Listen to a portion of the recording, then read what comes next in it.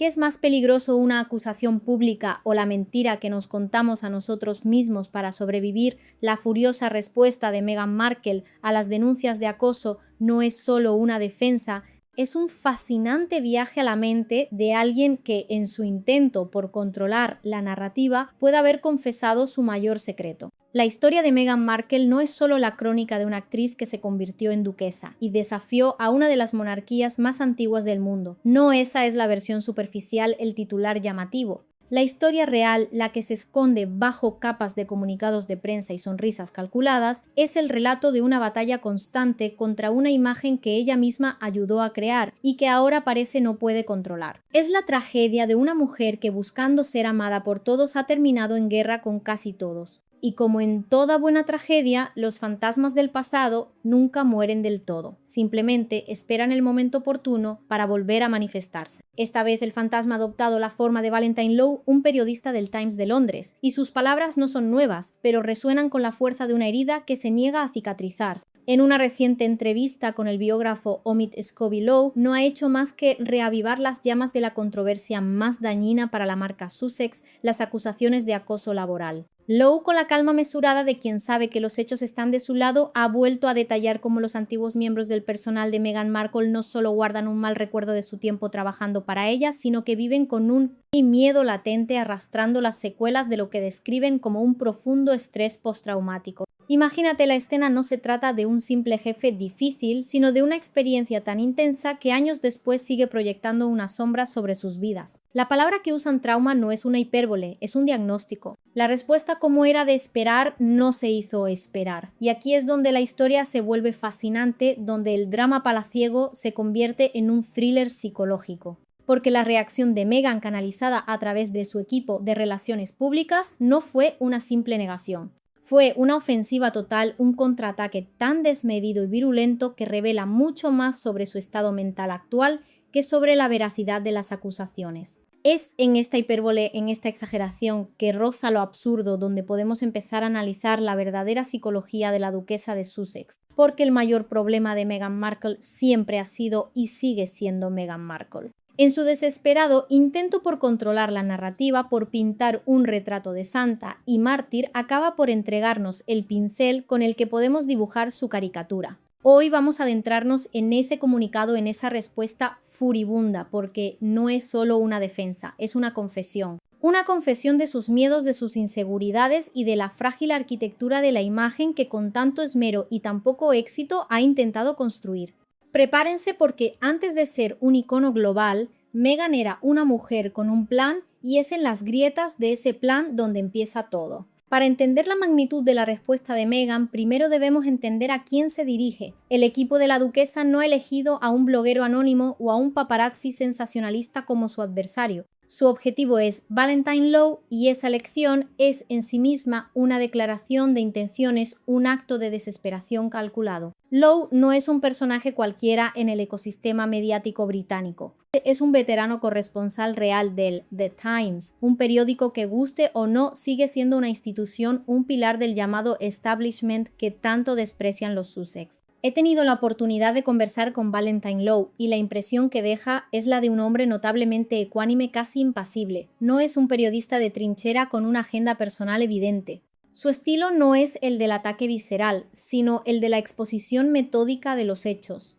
Intenta, con un rigor casi académico, presentar todas las caras de la historia. Sus respuestas son medidas, sus escritos se basan en fuentes contrastadas y su reputación hasta la fecha se ha mantenido sólida precisamente por esa apariencia de objetividad. No es un cruzado anti-Meghan, es un cronista de la monarquía que en el curso de su trabajo se topó con una historia que no podía ignorar, una historia que olía a pólvora. Y es por eso que el ataque personal contra él resulta tan revelador y en última instancia tan contraproducente. El comunicado del equipo de Meghan lo acusa de reciclar desesperadamente acusaciones en un aparente intento de vender libros y resucitar su relevancia. Detengámonos un momento a analizar esto, porque es una jugada de manual, un ataque ad hominem de libro. Cuando no puedes atacar el mensaje, atacas al mensajero. La idea de que Low necesita resucitar su relevancia es francamente risible para cualquiera que conozca el funcionamiento de la prensa seria. Un periodista de su calibre en un medio como The Times no opera bajo la misma métrica de desesperación por la fama que una celebridad de Hollywood. Su relevancia no depende de los clics o de la viralidad, sino de la credibilidad de sus exclusivas. Y la historia del acoso fue y sigue siendo una de las más importantes de su carrera, un hito que define su trayectoria. La acusación de que lo hace para vender libros es igualmente endeble. Si bien es cierto que tiene un libro publicado, Courtiers, la entrevista no formaba parte de una gira promocional activa. Estaba simplemente hablando de una investigación que sigue teniendo consecuencias hoy en día. Pero al enmarcarlo como un acto de avaricia y desesperación, el equipo de Meghan intenta despojar a Lowe de su autoridad moral y periodística. Quieren que el público piense, solo es otro tipo tratando de ganar dinero a costa de nuestra pobre Meghan. Muy bonito, sí señor. Pero la realidad es que el carácter y la credibilidad de Valentine Lowe en el ámbito periodístico son prácticamente impecables. Y es precisamente por eso que sus revelaciones son tan peligrosas. No se pueden descartar fácilmente como el desvarío de un fanático, son un problema real. El comunicado de prensa emitido por el portavoz de Meghan Markle es una obra maestra del género. No del género de la comunicación honesta, claro está, sino del arte de la ofuscación y el ataque preventivo, lo que en el mundo de la propaganda se conoce como la gran mentira, repetir una falsedad con tal convicción que termine por parecer verdade. Cada palavra parece cuidadosamente elegida, no para aclarar, sino para confundir, no para refutar, sino para desacreditar. Vamos a diseccionarlo porque en su estructura se esconde la estrategia completa de la Santa Meghan. La primera línea de ataque es calificar las revelaciones de Lowe como chismorreo dañino y acusaciones falsas, ofensivas y largamente desacreditadas. Analicemos esto con la frialdad de un cirujano. La palabra chismorreo intenta trivializar la información, rebajarla de periodismo de investigación a cotilleo, de peluquería, un salseo sin importancia. Pero la acusación más audaz es largamente desacreditadas. Sé lo que estaréis pensando. ¿Desacreditadas por quién? ¿Y cuándo? Hasta la fecha, ninguna entidad independiente ha refutado la esencia de las denuncias del personal. De hecho, lo único que ha habido es un muro de silencio por parte del Palacio de Buckingham, que tras su propia investigación interna se negó a publicar los resultados, una decisión que muchos interpretaron como una forma de proteger tanto a la monarquía como a la propia Meghan de un daño aún mayor. Aquí nos topamos con una falacia lógica clásica, el hombre de paja. El equipo de Meghan construye una versión distorsionada del argumento de su oponente para que sea más fácil de derribar. Afirman que las acusaciones han sido desacreditadas cuando en realidad simplemente han sido silenciadas. No es lo mismo, pero al repetirlo con suficiente convicción esperan que la gente lo acepte como un hecho. Luego viene el intento de humanizar a Meghan a través de un artículo desesperadamente orquestado en US Weekly, donde un puñado de empleados actuales salieron a la palestra para cantar las alabanzas de su jefa. Pero incluso esa pieza de propaganda resultó contraproducente. Una empleada relató que Meghan la llamaba todos los días después de una cirugía para ver cómo se recuperaba. A primera vista, un gesto amable. Pero el diablo, como siempre, está en los detalles. La empleada añadía que normalmente era su marido quien atendía las llamadas. Uno no puede evitar preguntarse, ¿el marido atendía las llamadas porque ella no podía o porque no quería? ¿Era una llamada de genuina preocupación o una sutil forma de preguntar, espero que te sientas mejor, pero ¿cuándo demonios vas a volver al trabajo? Ese artículo no calmó las aguas. Al contrario, para muchos reforzó la imagen de un control obsesivo, de una necesidad de gestionar hasta el último detalle de la vida de sus subordinados. No logró contrarrestar las demoledoras descripciones del Hollywood Reporter, que la tildó de dictadora en tacones, ni los detallados relatos del libro de Tom Bower. Las acusaciones no son un evento aislado, son un patrón y por eso duelen tanto, porque no son falsas, son reales, son aterradoras. Y Meghan lo sabe. La segunda gran línea de defensa en el arsenal de Meghan es atacar la naturaleza anónima de las fuentes. El comunicado afirma que las acusaciones están arraigadas en fuentes anónimas y no verificadas. Esta es una táctica brillante porque juega con una desconfianza muy extendida hacia los testimonios sin rostro. El famoso dicen que. Sin embargo, en el contexto de la monarquía británica, el anonimato no es un indicio de falsedad, sino a menudo una prueba de la gravedad del asunto. Es una jaula dorada de silencio donde hablar tiene un precio demasiado alto. Imaginemos por un momento ser un empleado del palacio. No eres un trabajador cualquiera. Estás dentro de una institución centenaria, la firma, como ellos mismos la llaman con una frialdad casi corporativa.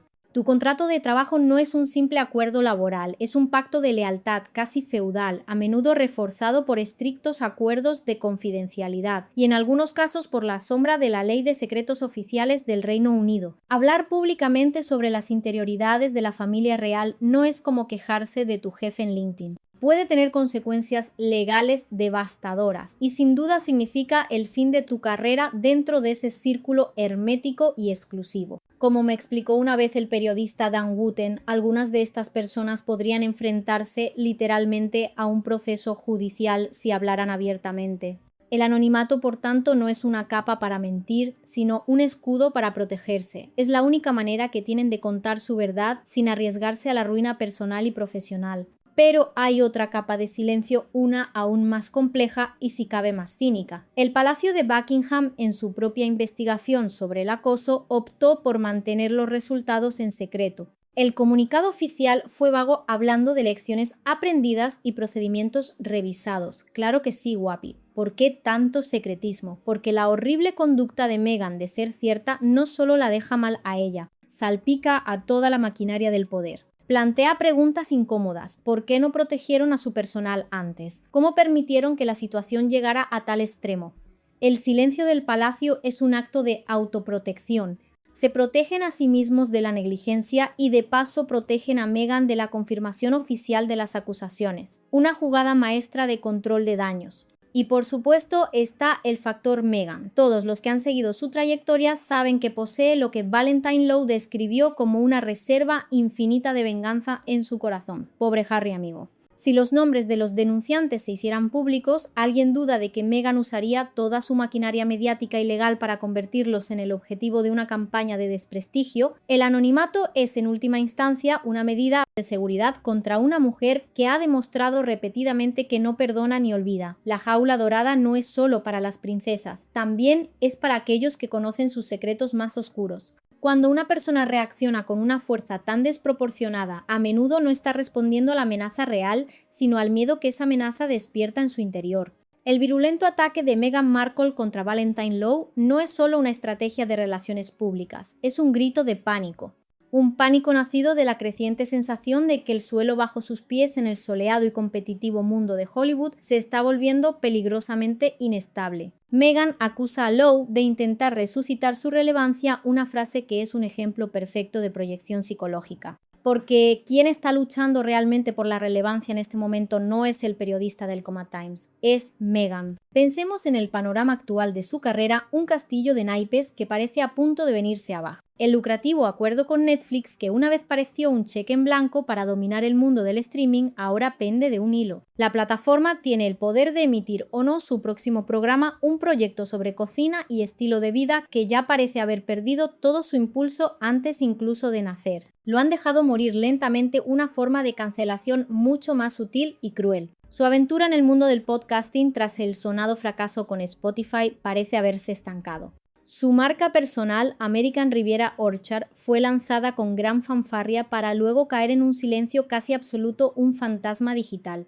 Y luego está el termómetro social, quizás el más cruel de todos en Hollywood, su reciente cumpleaños. Atrás quedaron los días en que el firmamento de celebridades se volcaba en felicitaciones públicas. Este año los homenajes fueron escasos y de un perfil notablemente más bajo. No hubo mensajes de Oprah Winfrey, ni de Serena Williams, quien en un giro casi cómico de indiferencia pasó el día del cumpleaños de su supuesta amiga viendo la película Happy Gilmore y publicándolo en sus redes. Es imposible no imaginar a Meghan, como sugiere la fuente original, escudriñando obsesivamente las cuentas de sus amigos, esperando una migaja de validación pública que nunca llegó en la medida deseada. Respondió a los pocos que la felicitaron, un gesto extraño para alguien que se niega a seguir a sus propios amigos en redes sociales, como si quisiera decir: gracias por amarme públicamente, es todo lo que quiero. Este comportamiento delata una profunda necesidad, una sed de validación que el ataque a Lowe solo confirma. Está asustada. Asustada de que su estrella se apague, de que los teléfonos dejen de sonar, de que el mundo simplemente pase página. Y en su pánico arremete contra cualquiera que le recuerde que su imagen perfecta está de hecho rota en 1000 pedazos.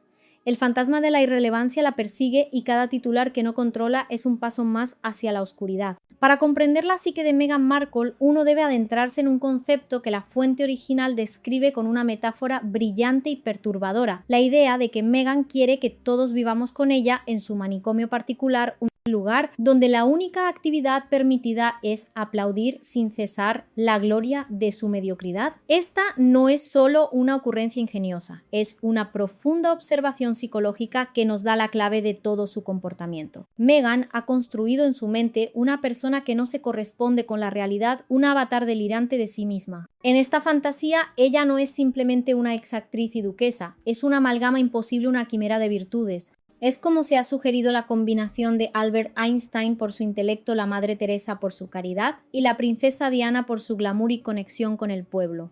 Es una santa secular, una figura de una inteligencia deslumbrante, una belleza arrebatadora y una compasión infinita, una mujer que en su propia mente es perfecta. El problema, claro está, es que esta construcción, este ídolo de barro, no se sostiene con hechos. Su intelecto a menudo se manifiesta en un lenguaje rebuscado y citas mal atribuidas. Su caridad parece más performativa que genuina, siempre ligada a oportunidades fotográficas y comunicados de prensa. Y su glamour, aunque innegable, a menudo parece vacío, superficial y desconectado de cualquier propósito mayor. La verdadera Meghan, la que se vislumbra a través de las grietas de su fachada, parece ser para muchos observadores una persona superficial, vanidosa y absorta en sí misma. Narcisismo y autodesprecio en una mezcla explosiva. Y aquí reside la fuente de su inmensa frustración. Imagínatelo, su proyecto de vida no es solo tener éxito, es que el mundo entero valide su delirio, quiere que todos creamos en la caricatura que ha pintado. Quiere que nos sentemos en las gradas de su manicomio personal y aplaudamos, que admiremos su supuesta genialidad, que lloremos con su falso sufrimiento. Quiere que aceptemos su narrativa sin cuestionarla, porque cualquier pregunta, por pequeña que sea, amenaza con derrumbar todo el edificio.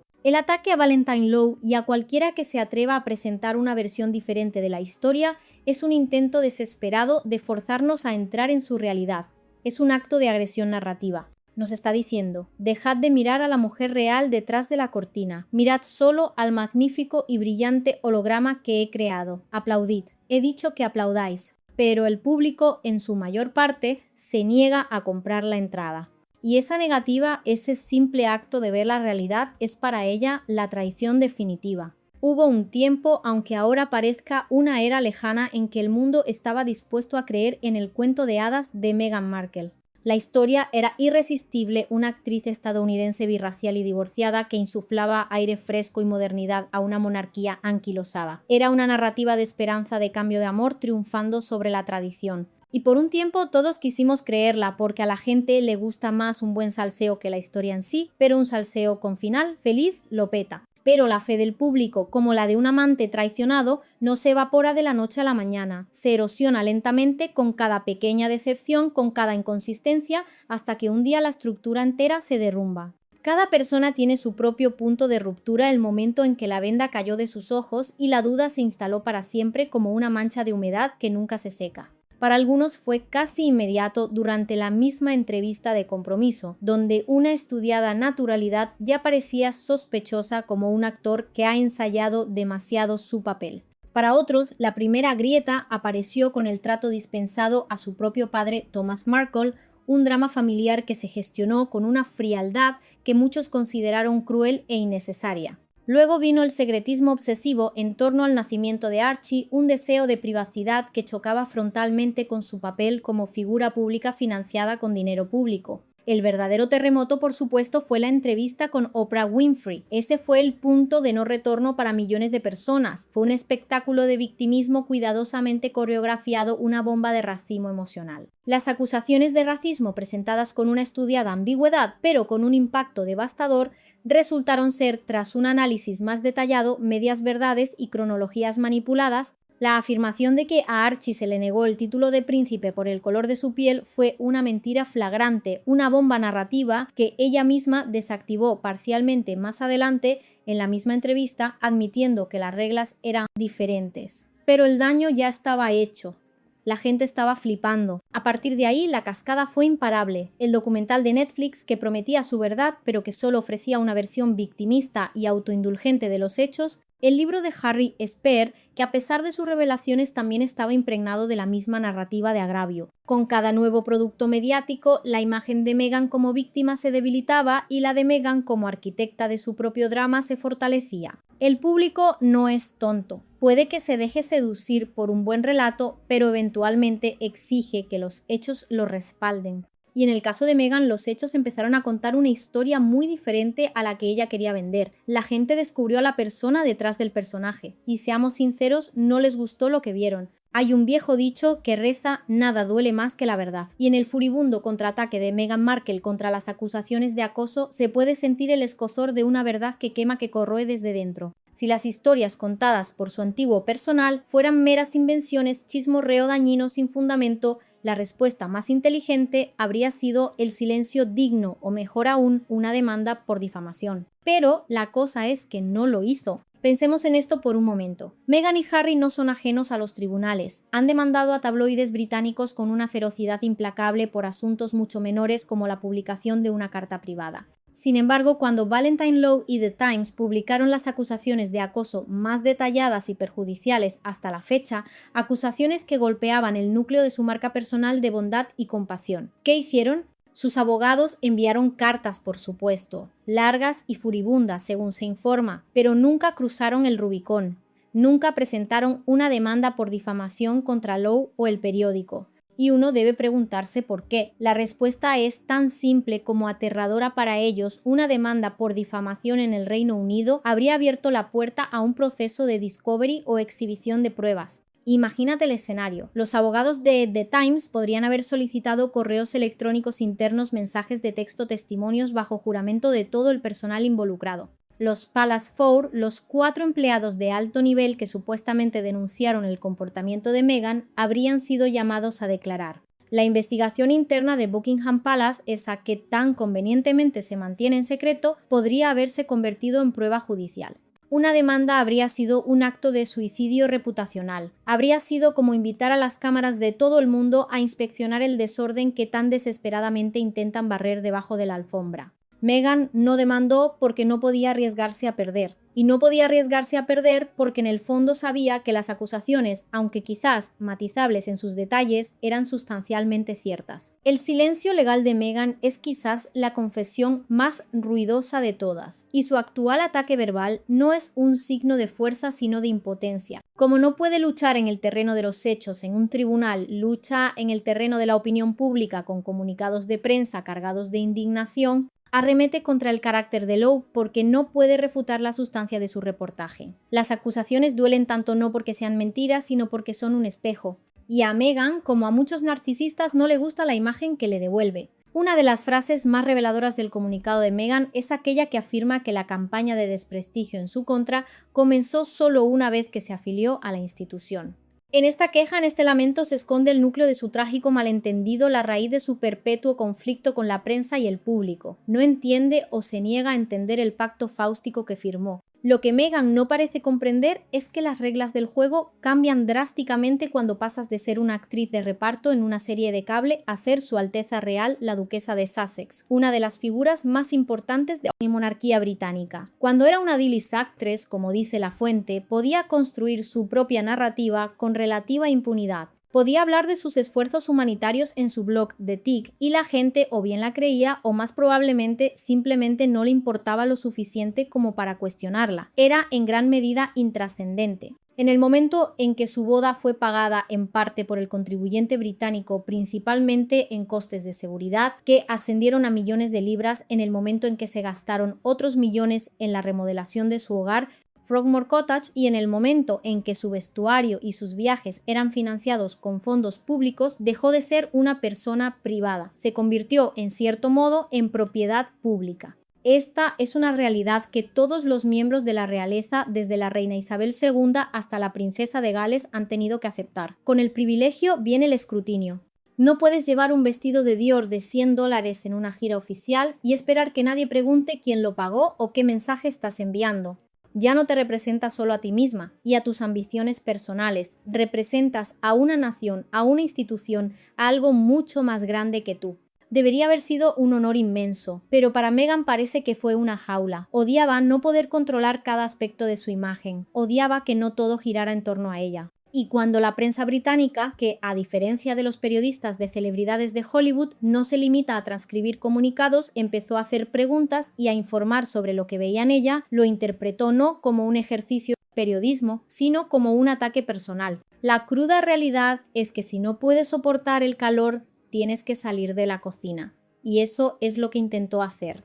Pero cometió un error de cálculo fatal, pensó que podía llevarse el título, el estatus y el interés global, pero dejar atrás el escrutinio no funciona así. El escrutinio no era por ser Meghan Markle la actriz, era por ser Meghan la duquesa, un papel que ella misma eligió y que nunca llegó a entender del todo. Quería la corona pero no la cruz. Una sola acusación puede ser descartada como un rumor, dos pueden ser una coincidencia. Pero cuando un patrón de comportamiento es corroborado por múltiples fuentes en diferentes momentos y a través de distintos canales, el chismorreo empieza a tomar la forma sólida y pesada de la evidencia. El caso contra el estilo de gestión de Meghan Markle no se basa únicamente en el reportaje de Valentine Law, se apoya en un coro de testigos, algunos silenciosos y otros no tanto. Un ejército de fantasmas que susurran la misma historia. Recordemos el infame episodio durante la gira real por el Pacífico Sur. En un mercado de Fiji, Meghan interrumpió abruptamente su visita alegando preocupaciones de seguridad y calor. La versión oficial era impecable. Pero momentos después, la respetada corresponsal real Rebecca English fue testigo de una escena desoladora. Una de las ayudantes de Meghan, una mujer encargada de su protección sentada en el coche oficial llorando desconsoladamente. English relató cómo sus miradas se cruzaron un instante de comprensión silenciosa en el que ambas supieron la verdad detrás de la versión oficial. No eran las condiciones del mercado, era la presión insostenible de trabajar para la duquesa. Era una mujer rota. Este no es un incidente aislado, es una pieza más en un mosaico cada vez más claro. Tenemos los informes del Hollywood Reporter, que citando fuentes de la industria la describieron sin rodeos como una dictadora en tacones, una persona incapaz de tomar una buena decisión para salvar su vida. Tenemos el meticuloso y exhaustivo libro de Tom Bower, Revenge, para el cual entrevistó a docenas de personas del entorno de Meghan, muchas de las cuales pintaron un retrato consistente de ambición desmedida, trato despótico y una relación conflictiva con la verdad. Incluso dentro del palacio, la situación era un secreto a voces. Se hablaba de personal que se iba llorando de las reuniones de correos electrónicos enviados a altas horas de la madrugada, cargados de exigencias de un ambiente de trabajo tan tóxico que provocó una hemorragia de talento sin precedentes, la Casa Real.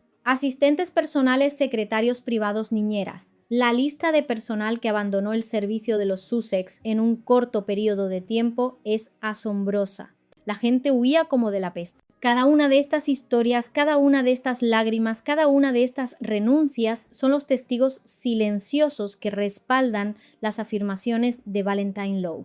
Meghan puede intentar desacreditar a un periodista, pero es mucho más difícil desacreditar la experiencia acumulada de tantas personas. Su problema no es un mensajero, es un ejército de ellos. Y todos cuentan con diferentes matices la misma y triste historia. En el teatro de la autodefensa de Meghan Markle, el papel principal siempre está reservado para la víctima. Es su refugio, su fortaleza, el personaje que mejor ha ensayado. Su comunicado de prensa alcanza el clímax dramático cuando afirma que las acusaciones forman parte de una agenda más amplia y profundamente preocupante que busca deshumanizar a una mujer que ha defendido consistentemente la justicia, la dignidad y la verdad. Es una frase grandilocuente diseñada para provocar simpatía y pintar a sus críticos como villanos sin escrúpulos. Pero si la examinamos bajo la luz de sus propias acciones, la estructura entera se desmorona bajo el peso de su propia hipocresía. Hablemos de justicia, dignidad y verdad. ¿Dónde estaba la justicia para su propia familia a la que acusó de racismo ante una audiencia global de millones de personas basándose en una conversación privada, cuyo contexto y contenido aún hoy son objeto de debate? ¿Dónde estaba la dignidad cuando ella y Harry se burlaron de la reverencia a la reina Isabel II en su documental de Netflix, un gesto que para muchos fue una falta de respeto a una monarca fallecida y a la abuela de su marido? Y sobre todo, ¿dónde está la verdad? La verdad es que Meghan Markle es la principal responsable de la prensa negativa que recibe. No hay una campaña orquestada en una sala oscura, simplemente hay consecuencias. Cuando eres una persona que según múltiples informes trata mal a sus empleados, la gente no estará dispuesta a protegerte.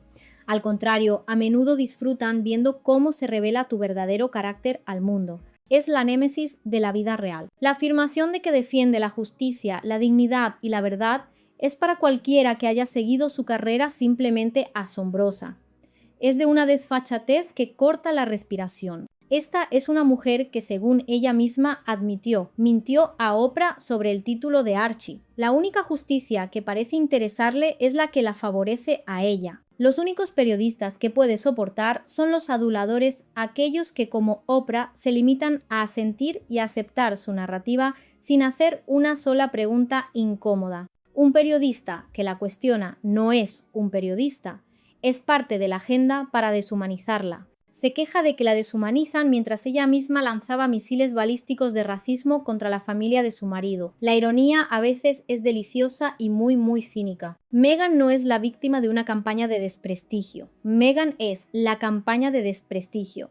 Sus acciones, sus palabras, sus contradicciones, ellas son las que han manchado su propia imagen mucho más eficazmente de lo que cualquier tabloide podría haber soñado. En la despiadada corte de Hollywood, la lealtad es una moneda volátil y la relevancia se mide a menudo en el termómetro de la validación pública.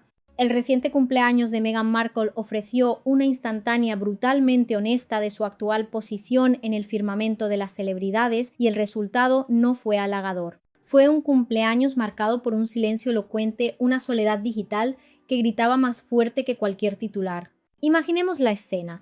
En el apogeo de su fama post-boda, un cumpleaños de la duquesa de Sussex habría sido un evento mediático, una avalancha de publicaciones en redes sociales por parte de la élite de la industria del entretenimiento. Las cuentas de Instagram de actrices presentadoras y activistas se habrían llenado de fotos sonrientes y mensajes de admiración, pero este año el panorama fue desolador. El coro de felicitaciones se redujo a un pequeño grupo de amigos leales, un círculo íntimo que parece encogerse con cada nueva controversia. Las grandes ausencias fueron las más notables. Oprah Winfrey, la madrina mediática que le proporcionó la plataforma para su ataque más devastador contra la monarquía, guardó un silencio sepulcral. Jessica Alba, Kerry Washington, otras amigas periféricas que en su día formaron parte de su órbita, también se mantuvieron al margen. Quizás el caso más simbólico fue el de Serena Williams. La leyenda del tenis, considerada una de sus amigas más cercanas, no solo no publicó una felicitación, sino que compartió con sus millones de seguidores que su plan para ese día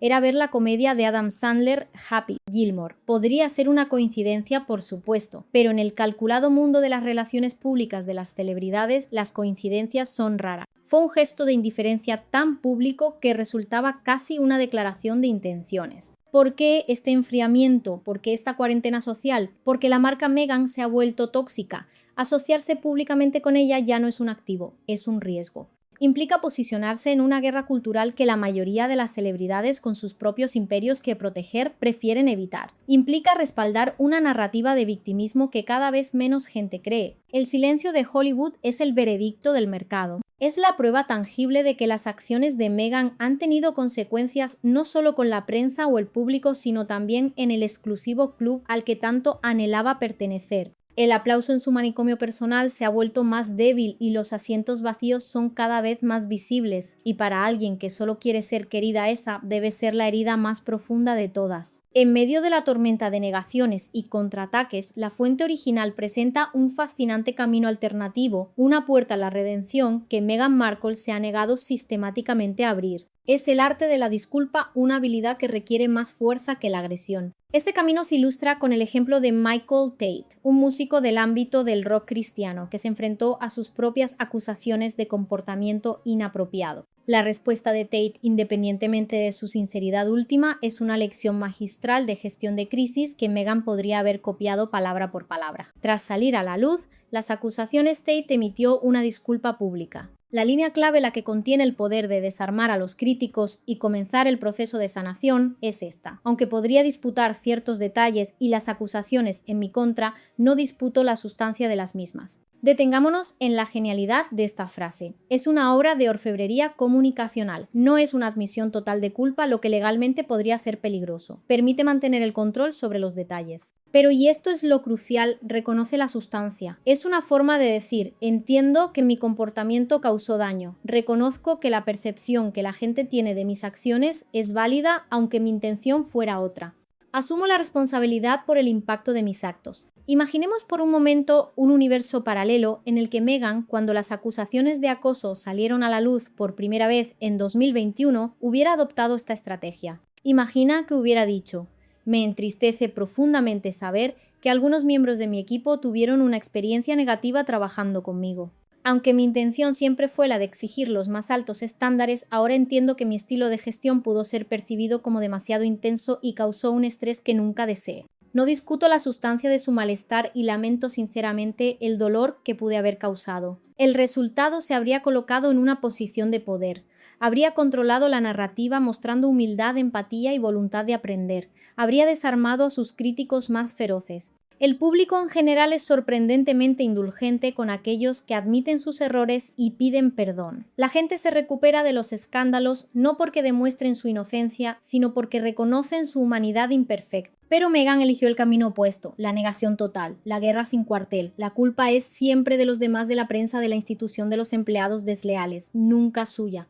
Y en esa negativa a decir lo siento, en esa incapacidad para reconocer su propia falibilidad, reside la clave de su fracaso continuo. Reconocer la falta no es debilidad, es el primer paso para recuperar el control de tu propia historia. Pero Meghan prefiere ser la capitana de un barco que se hunde antes que admitir que hay un agujero en el casco. Resulta instructivo comparar la estrategia de comunicación de Meghan con la de su marido, el príncipe Harry, cuando se enfrenta a historias que considera perjudiciales. Es como ver a dos cirujanos operando, uno con un bisturí de precisión y el otro con una motosierra. Recientemente, ante la publicación de un libro del autor Andrew Lowney que contenía afirmaciones sobre una supuesta pelea física entre él y el príncipe Andrés, la respuesta de Harry, aunque firme, mostró un estilo notablemente diferente. El comunicado de Meghan, como hemos visto, es una pieza de artillería pesada. Es extenso, emocional, lleno de hipérboles y ataques personales. Acusa a sus críticos de agendas ocultas, de misoginia, de racismo, de intentar deshumanizarla. Es una explosión nuclear diseñada para aniquilar al oponente, pero que a menudo acaba contaminando el terreno propio, haciendo que ella misma parezca desquiciada y poco creíble. La respuesta de Harry, en cambio, fue quirúrgica. Su comunicado fue breve y al grano. Decía: puedo confirmar que el príncipe Harry y el príncipe Andrés nunca tuvieron una pelea física. Punto. No entraba en un largo discurso sobre las motivaciones del autor o una conspiración mediática. Era una negación específica y directa. Incluso la forma en que estaba redactado mostraba una astucia que brilla por su ausencia en los comunicados de Meghan. Al negar una pelea física, dejaba abierta la posibilidad de una acalorada discusión verbal, algo que muchos consideran mucho más probable. Luego negaba que el príncipe Andrés hubiera hecho los comentarios que se le atribuyen sobre la duquesa de Sussex. De nuevo, una negación firme pero contenida. Le creemos a Harry, esa es otra cuestión. La credibilidad de los Sussex está tan dañada en este punto que cualquier negación es recibida con una dosis saludable de escepticismo. Pero desde un punto de vista puramente técnico, la respuesta de Harry es superior. Es menos histriónica, menos propensa a la exageración y por lo tanto suena menos desesperada. Esta diferencia de estilo pone de manifiesto el modus operandi de Meghan. Ella no puede evitar llevarlo todo al extremo. Cada crítica es una campaña de desprestigio, cada historia negativa es un ataque infundado. Esta exageración constante tiene un efecto corrosivo. Cuando todo es una catástrofe, nada lo es. Al gritar "lobo" constantemente, ha perdido la capacidad de que la tomen en serio, incluso si alguna vez tuviera una razón legítima para hacerlo. La herida de las acusaciones de acoso la ha afectado tan profundamente que su única respuesta es la hipérbole. Una táctica que paradójicamente solo sirve para confirmar las sospechas de quienes la ven como una figura inestable, dramática. Mientras el universo mediático anglosajón se obsesiona con cada giro del interminable drama de los Sussex, es fácil olvidar que no son la única familia real que navega por aguas turbulentas.